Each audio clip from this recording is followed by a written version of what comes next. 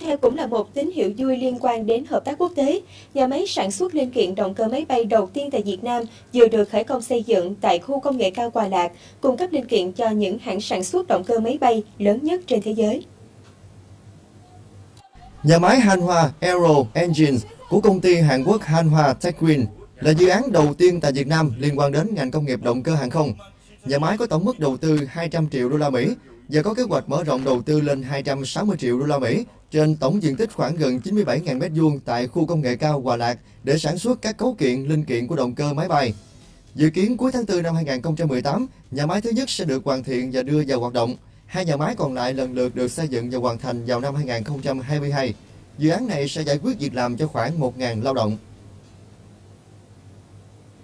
Bên cạnh sự phát triển của các khu công nghệ cao, một số làng nghề thủ công ở nước ta vẫn duy trì được sức sống bởi đã tạo ra được những sản phẩm độc đáo từ bàn tay tài hoa của người thợ. Gần đến Tết Trung Thu, nhiều khu vực làm nghề đầu lân truyền thống ở Quế lại trở nên rộn ràng.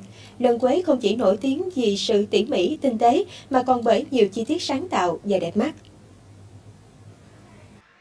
Cứ mỗi dịp Trung Thu về, nghề làm đầu lân truyền thống xứ Quế lại lên ngôi. Khác với đầu lân trong Nam, ngoài Bắc, đầu lân truyền thống xứ Quế không được làm bằng xi măng. Việc lắp ráp và dán đầu lân thường được làm kỹ lưỡng bắt đầu từ lúc bước vào đầu mùa hè. Nét đặc sắc làm nên thương hiệu lân Quế chính là họa tiết trang trí ở phần cặp mắt của con lân. Thông thường, mắt lân phải được người nghệ sĩ điểm tô theo kiểu mắt ngọc mày ngài. Ngoài những loại đầu lân khủng được làm theo đơn đặt hàng, các mẫu đầu lân nhỏ cũng được trẻ con ưa chuộng. Giá bán sỉ mỗi con lân này là 35 đến 40.000 đồng.